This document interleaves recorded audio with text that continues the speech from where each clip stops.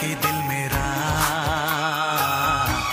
गोरिया चली ওরে আমার ষাটটা ভাঙা হিরো তো पागल हुआ दीवाना हुआ कैसी ये दिल की लगी লিপসিং এ গিয়ে হেগে দিল তো মানে এফোর্ট দেখতে পাচ্ছ ভাই সেকেন্ডে কেন নেবে ফালতু ফালতু ওই সময় আর একটা খুঁজে নেবে মন্দির চিক চিক করে বালি কোথাও নেই কাদা চিক চিক করে বালি কোথাও নেই কাদা আর আজকের ভিডিওর টপিক কোথায় এটা কোথায় সালা হারাম জাদা কোথায় এটা কোথায়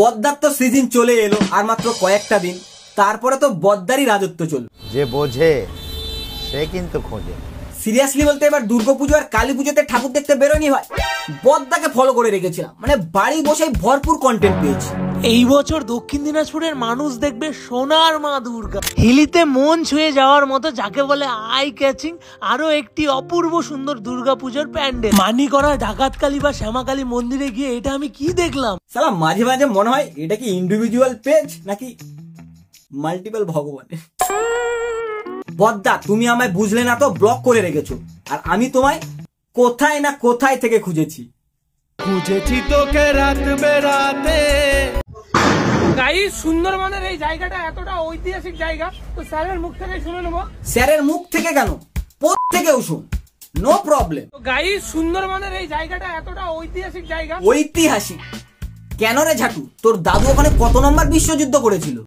সালা যেটাই দেখে সেটাই নাকি ঐতিহাসিক তোর ইতিহাস না তোর ভূগোলের প্রবলেম আছে সেই ঐতিহাসিক মুহূর্ত যেখানে বিরিয়ানির দোকানে বসে উজ্জ্বলদা খাচ্ছে রুটি আর তরকারি সালাটা সব ঐতিহাসিক ঐতিহাসিক বলে অডিয়েন্সের আরে নিজের দমে কিছু তো বানা তোমরাও এখন ভাবছো যে এই ঝাটুটাকে নিয়ে আমি আর কত ভিডিও বানাবো আরে তোমাদের এন্টারটেনমেন্ট দরকার আর আমার ভিউজ এই যদি ভগবান নিয়ে তো আমি না হয় এই ঝাটুকে নিয়ে आप डेविल के पीछे डेविल आपके पीछे রায়গঞ্জে এটা কে এলো আমার ছোট্টবেলার ক্রাশ চোখের সামনে ছোট্টবেলা থেকে ক্রাশ কেন তোর বয়স কি এখন বাউতেও নাকি সালা ঢ্যাম না নিজেকে আর কত ছোট দেখাবি ফিডিং বোতল এনে দেবো দুধু খাবে এনার এজ এখন 29 তোর 25 কি 26 মেবি এনা ফার্স্ট ডেবিউ করে 2011-তে এখনো যদি তোকে বলা হয় এর দুটো মুভি বা সিরিয়ালের নাম বলতে হেগে দিবি কিন্তু যাই বলো ভাই মালটার চাটার তো অভ্যেস আছে জয় ভোলানাথের জয় বন্ধুরা জুতা ক্ষয় করে পরিচয় বানানো আর জুতা চেটে পরিচয় বানানোর মধ্যে অনেক তফাৎ রয়েছে তোমার সব খেটে বড় হও চেটে নয় হ্যাঁ তুই তো প্রচুর খাটিস ভাই মন্দির খোঁজার জন্য এই যারা এর মতো মন্দির বা কোনো জায়গার ভিডিও বানায় তারা ভালো মতনই জানে যে সোশ্যাল মিডিয়াটাকে কিভাবে কাজে লাগাতে হয় অ্যাজ এ বিজনেস ধরো আমার এলাকায় কেউ এসে ভিডিও বানিয়েছে মানে আমার যে গ্রামটা সেটাকে সোশ্যাল মিডিয়ায় তুলে ধরেছে অবভিয়াসলি আমি সেটাকে শেয়ার মারবো আর এসবে কার ফায়দা তোমরাও সেটা ভালো মতো জানো তো ব্যাপারটা হচ্ছে এই বিষয়ে আমি কোনো কথাই বলতাম কিন্তু তার যদি কোনো ইউনিক কন্টেন্ট থাকতো ভাই তার সবই কন্টেন্ট এক মানে এই জিনিসই আমি ভিডিও করা ছেড়ে দেব যদি এই ভিডিও ভালো না লাগে এই ভিডিওটাতে 1.7 million like okay no problem এত দম দিয়ে যখন বদ্দা বলছে যে ভিডিও ভালো না লাগলে ভিডিও বানানোই ছেড়ে দেবে তার মানে বদ্দা সেই লেভেলেরই কন্টেন্ট বানিয়েছে তো চলো দেখা যাক আমি ভিডিও করা ছেড়ে দেব যদি এই ভিডিও ভালো না লাগে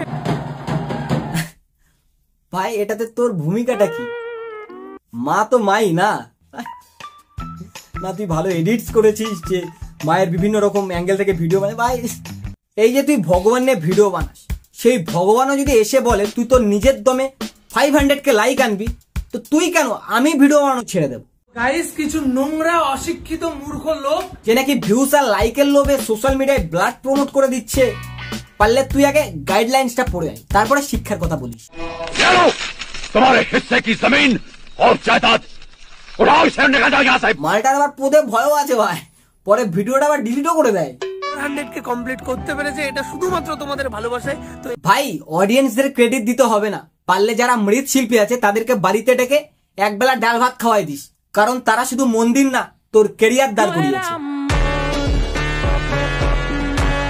গাইজ এত মানুষ এত ভাবে আমার পিছনে লেগেছিল আমাকে থাবিয়ে রাখার চেষ্টা করেছিল আমাকে দাবিয়ে রাখার চেষ্টা করেছিল হ্যাঁ দম দিয়ে বলছি যে লোককে রোস্ট করি তুই একবার দম দিয়ে বল যে ভগবান নেবে। আর তোকে থামানোর জন্য রোস্ট করিনি, ওইটা আমার কাজ, যেটা আমি বুক ফুলিয়ে বলতে পারবো, বাট তুই পারবি না সত্যিটা বলতে। আমি যখন তোকে রোস্ট করি তোর 2.5 লাখ ফলোয়ার্স ছিল, আর এখন 4 লাখ। সব বাড়িটাকে ডাল ভাত একদিন আমাকেও খাওয়াতে পারি। अबे साले এমন একটা জিনিস তোমাদের দেখাতে চলেছি কল্পনারও বাইরে, মানে বাঘ দেখতে পাওয়া যাচ্ছে গঙ্গারামপুরে। এই দেখো, মানে সাইড থেকে দেখে রাত্রেবেলা কেউ যদি দেখে। This is not funny bro. তুই বরঞ্চ বারণ করবি কি সেটা নেও তোর ভিডিও। তুই বাড়া কি বানাস না বলতো? আমার দোকান ওপেনিং করা হলো 3 দিন। এই 3 দিনে আমি প্রচুর সেট সেল করেছি, প্রত্যেকটা সেটের ফিডব্যাক ভালো। এবার এইটাই অনেকে নিতে পারছে না, অনেকে বাইরে রোটাচ্ছে যে চোরাই ফোন ওরা বিক্রি করছে। তুই যদি নিজে ভিডিওতে এসে বলিস যে একদিনের পুরাতন ফোন পাওয়া যায়, তো পাবলিক তো বলবে চোরাই ফোন। ফোন কেনার পর পরদিন কে বিক্রি করে ভাই? জাস্ট একবার এর কাজগুলো দেখো, সেকেন্ড হ্যান্ড ফোন বিক্রি করা ভাই, অরিজিনালিটি দেখেছো ভাই? By the way, you look good in sari. By the way, you look good in sari. By the way, you look good in sari. তোমরা রিজু বিশ্বাসকে যাই বলো ভাই, আমি তো বলবো লোকটার দম আছে। সিরিয়াসলি সেলফ রেসপেক্টটাকে এত নিচে নামানোর, মানে ভাবতে পারছো কত মেয়ের কাছ থেকে রিজেকশন পাওয়ার পরেও গিভ আপ মারেনি।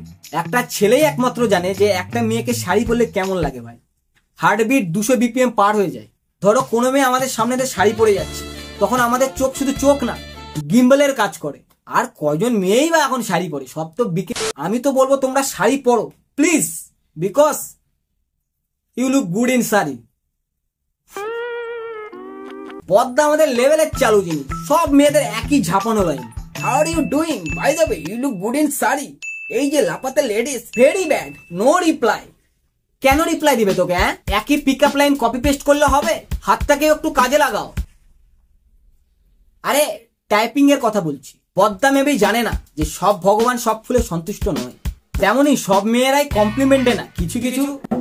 আরে